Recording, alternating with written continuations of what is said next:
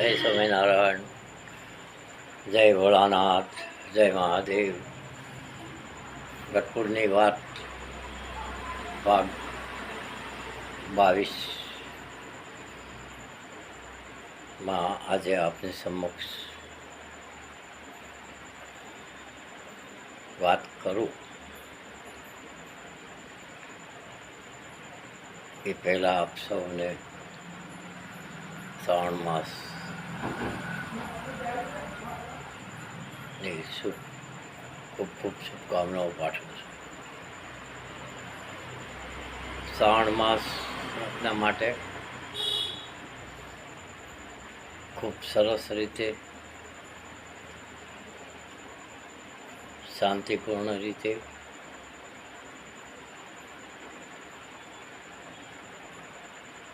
પસાર થતો હોય છે અને શ્રાવણ માસની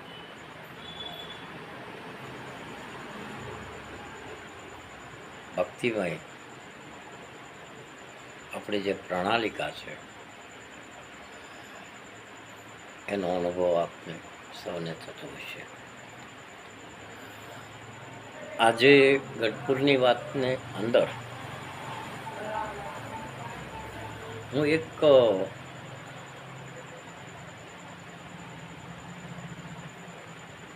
ખૂબ ગૂઢ રહસ્યમય જેને કહી શકાય, આપણે જેનો તાગ ન મેળવી શકીએ, ઉકેલ ન મળે આપણને, એવી એક વાત ગઢપુર સાથે સંકળાયેલી છે અને રાષ્ટ્રીય લેવલની છે. એટલે આજે એ વાત કહું છું.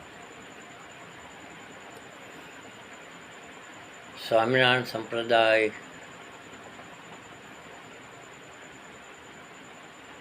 ના સર્વોચ્ચ સંતો આચાર્યો,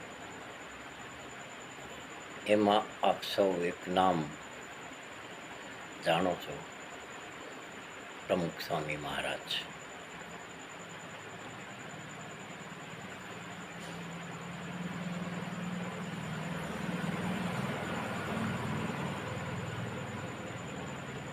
નારાયણ સ્વરૂપ દાસજી એમનું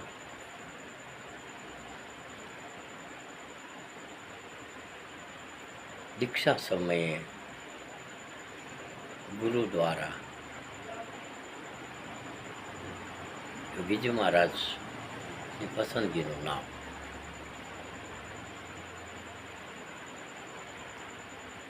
જતા સમયે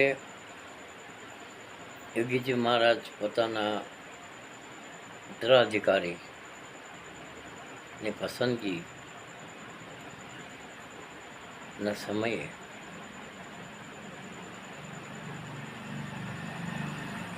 પ્રમુખ સ્વામીને પસંદ કર્યા.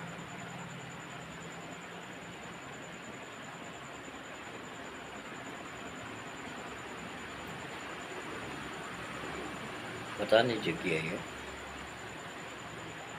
ચાસણવાસી અક્ષર પુરુષોત્તમ સ્વામિનારાયણ સંસ્થા એ જે ટ્રસ્ટ એના પ્રમુખ તરીકેની નિમણૂક થઈ. એટલે યોગી બાબાએ કીધું કે હવે એ આપણા પ્રમુખ સ્વામી છે. ત્યારથી પ્રમુખ સ્વામી નામકરણ થયું. એવું સંપ્રદાયની વાતોમાં છે.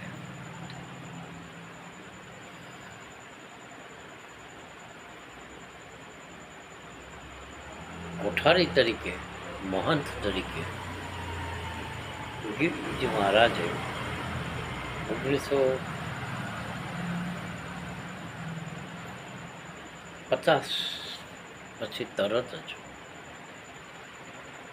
કદાચ હું ન ભૂલતો હતો તેઓ હજી પાર્ષદ હતા.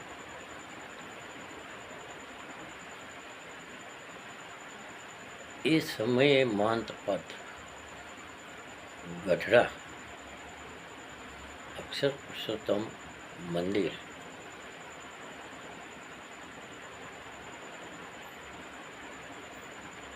માટે નિમણૂક થયેલી એ હકીકત છે.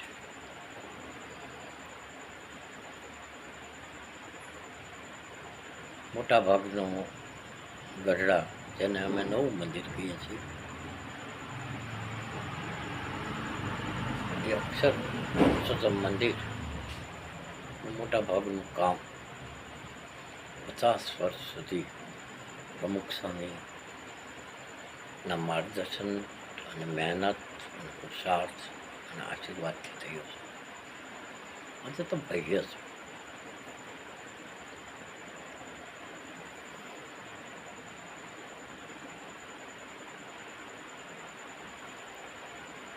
ગુરુ યોગીજી મહારાજ અને એમની પછી પ્રમુખ સ્વામી મહારાજ, બંને સંતોએ આપણે જેને એક ચમત્કાર કહી શકાય,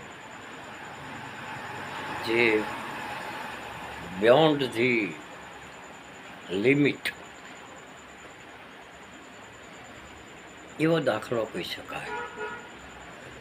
તો યોગીજી મહારાજે અમદાવાદના પ્રખર કોંગ્રેસી આગેવાન, કદાચ અમદાવાદના મેયર પણ રહી ચૂક્યા છે એ વખતમાં, આઝાદી પહેલાં. ગાંધીજીના ખૂબ જ અંગત અંતેવાસી કહેવાય છે અને સરદાર પટેલ સાહેબથી ખૂબ નજીક અમદાવાદના હતા. એટલે એવા ગુરજારીલાલ નંદા સાહેબ, આજે આપણે અમિત શાહ સાહેબ, આપણા કેન્દ્રના ગૃહમંત્રી શ્રીની શક્તિ, ઓથોરિટી અને જેને કહેવાય ને હાક,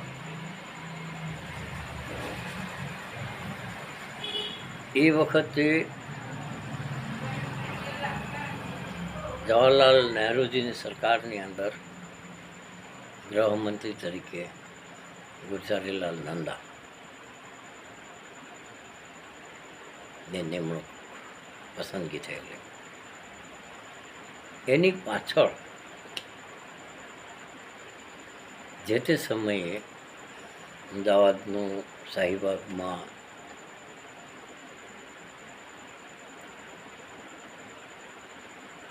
અક્ષર પુરુષોત્તમ મંદિર કોઈ આયોજન થતું છે ને એમાં નંદા સાહેબે પોતાનો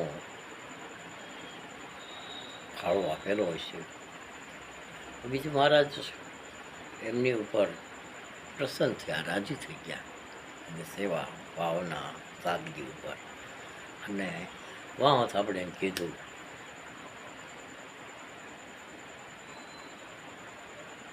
કે નંદા, તમે એક દિવસ ભારતના વડાપ્રધાન થશો.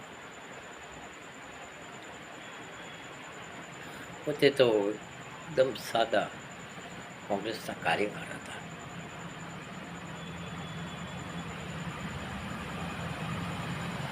એટલે એમને નવાઈ લાગી કે મારો ક્યાંથી ક્લાસ લાગે, કે સંતોષ છે, આશીર્વાદ આપે, રાજી થઈ જાય. અને જતા સમયે એ વચ્ચે કહી દઉં,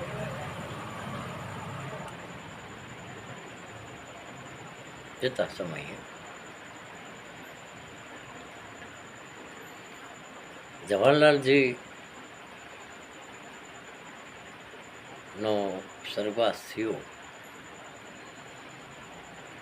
અને નંબર 2 એવા ગુજરાતલાલ નંદા સાહેબ કાર્યકારી વડાપ્રધાન તરીકે રહ્યા અને લાલ બહાદુર શાસ્ત્રીજી જ્યાં સુધી વડાપ્રધાનની નિમણૂક થાય ત્યાં સુધી તેઓ કાર્યકારી વડાપ્રધાન બન્યા. બીજી વખત 18 મહિના પછી લાલ બહાદુર શાસ્ત્રીજી સ્વર્ગવાસી થયા. એ સમયે પાછા ફરી કાર્યકારી વડાપ્રધાન ગુજરાતલાલ નંદા સાહેબ બન્યા. એક વખત નહીં, 2 વખત વડાપ્રધાન બન્યા. અમે એને યોગીજી મહારાજના આશીર્વાદ માનીએ છીએ. પ્રમુખ સ્વામીના સમયની અંદર ખૂબ જાહેર વાત છે. કોઈક સમયે કોઈ મોટા યજ્ઞ કે પૂજા સમયે માત્ર RSSના સ્વયંસેવક પ્રચારક એવા નરેન્દ્રભાઈ મોદીને પ્રમુખ સ્વામીએ VIPઓની સાથે બેહારીને કીધેલું કે તમે પણ VIP, મારી દૃષ્ટિએ તમે VIP જ છો, તમારે બેસવાનું છે. અને એમનો રાજીપો અને પ્રસન્નતાના આશીર્વાદથી પ્રમુખ સ્વામીની હયાતી માર્ચ 2014માં નરેન્દ્રભાઈ વડાપ્રધાન બન્યા. VVIP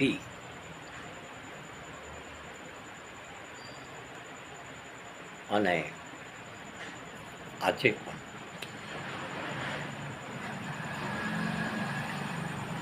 15 ઓગસ્ટ ગઈ 2026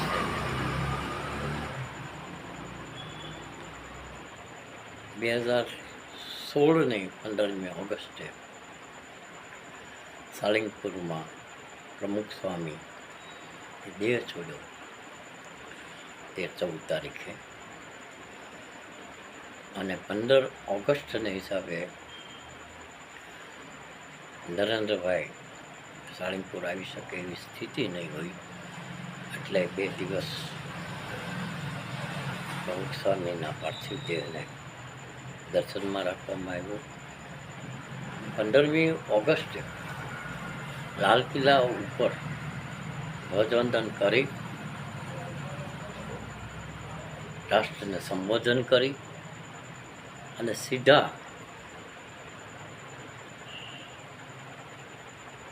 સાળંગપુર પધારેલા અને પ્રમુખ સ્વામી મહારાજ નતમસ્તક થઈને કીધેલું એ આપ સૌ જાણીએ છીએ. એમને જે શ્રદ્ધાંજલિ આપી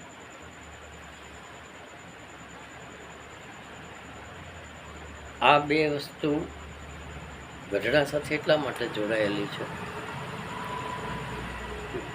યોગીજી મહારાજે ગઢડાનું અક્ષર પુરુષોત્તમ મંદિર પોતાની જાત દેખરેખ નીચે બનાવ્યું અને પ્રમુખ સ્વામી મહારાજ એ મંદિરના પ્રથમ કોઠારી મહંત હતા અને એમની સાધુ દીક્ષા અને સંતના કાર્યો ગઢડાથી શરૂઆત થયેલી, જે વિશ્વની અંદર નામદાર પોપ, નામદાર આગા ખાન, અમેરિકાના બબે પ્રેસિડન્ટ, એમના કાર્યોથી અને સાધુતાથી ખૂબ પ્રભાવિત થયા અને દુનિયામાં અનેક મંદિરો, અક્ષર પુરુષોત્તમના અનેક મંદિરો આજે એક ગઢડાની ભૂમિ ઉપર જે સાધુતા એ સર્વોચ્ચ શિખરો પાર કર્યા એનો ઇતિહાસ છે. આજની આ વાત આ બે પ્રસંગો સાથે આપ સમક્ષ પૂરી કરું છું.